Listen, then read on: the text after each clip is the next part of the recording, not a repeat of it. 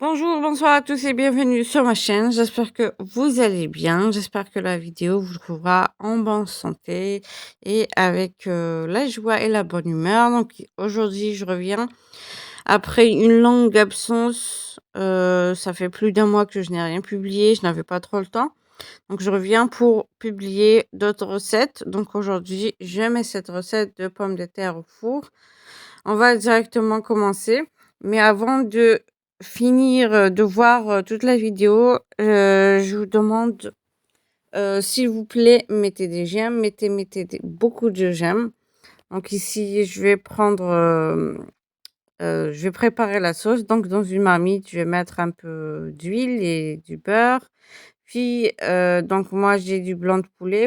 Vous prenez, du blanc ou bien, des cuisses, des ailes de poulet ou bien carrément la viande rouge.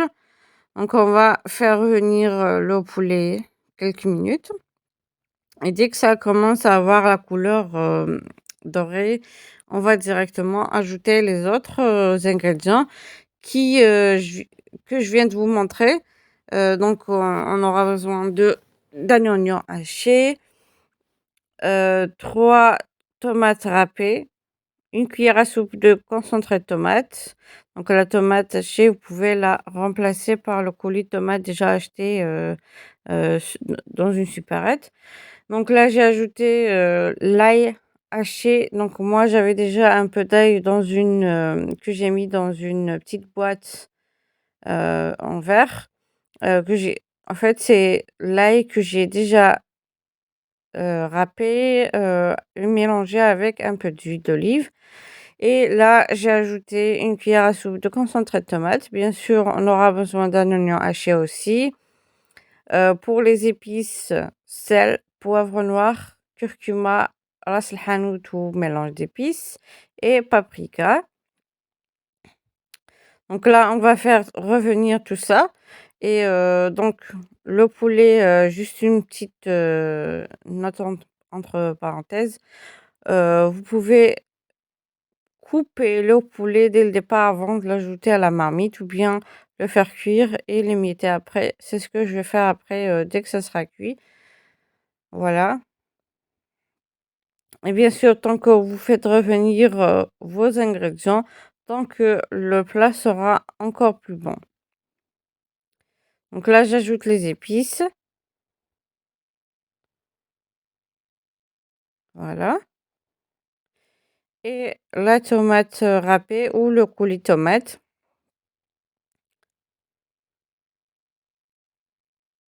Donc on va faire revenir encore, quelques minutes les épices, les ingrédients pour pouvoir ajouter, donc l'eau chaude. Bien sûr, faut toujours utiliser l'eau chaude pour préparer vos sauces. Voilà, donc je vais couvrir et laisser cuire. Maintenant dans un plat à l'enfour, j'ai des pommes de terre que j'ai épluchées, lavées et coupées en rondelles comme vous voyez, donc je mets tout sur le plat et bien sûr, le poulet, je l'ai déjà émietté comme vous voyez sur l'assiette à côté du plat et on va mettre, donc on va prendre la sauce qu'on a déjà préparée. Donc là, j'ai mis un peu d'ail que j'ai coupé en tout petits morceaux, en tout petits dés. Donc avec une louche, je mets une quantité de sauce, bien sûr, pour que la pomme de terre puisse cuire au four. Donc là, la pomme de terre est crue. Elle n'est pas cuite, elle n'est pas cuite, dans la sauce ou bien, elle n'est pas frite. Donc, heu, là, j'ajoute quand même pas mal de sauce.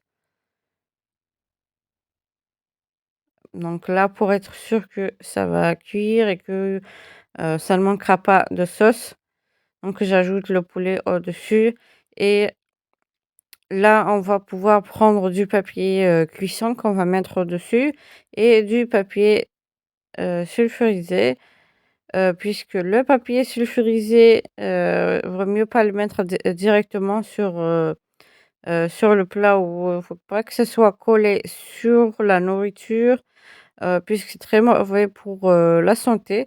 Donc vaut mieux commencer par le papier cuisson qui est justement fait pour, faire cuire avec, les aliments, par exemple, les gâteaux, tout ce que vous voulez et là j'ajoute le papier sulfurisé et je mets au four, ça peut prendre 1 heure et demie jusqu'à 2 heures. Ça dépend de la grosseur de la pomme de terre. Donc si vous faites, quand vous coupez votre pomme de terre, essayez de la couper ni trop grosse ni trop fine. Voilà, donc j'ajoute le fromage. Je vais recouvrir et remettre au four afin que le fromage puisse fondre et je vous montrerai directement après quand ça sera, cuit totalement, ça sera prêt. Bien sûr, vous pouvez ajouter la quantité de fromage que vous voulez ou ne pas ajouter du tout de fromage. C'est quand vous voulez, c'est au choix. Voilà. Donc maintenant, on va recouvrir le plat et remettre au four.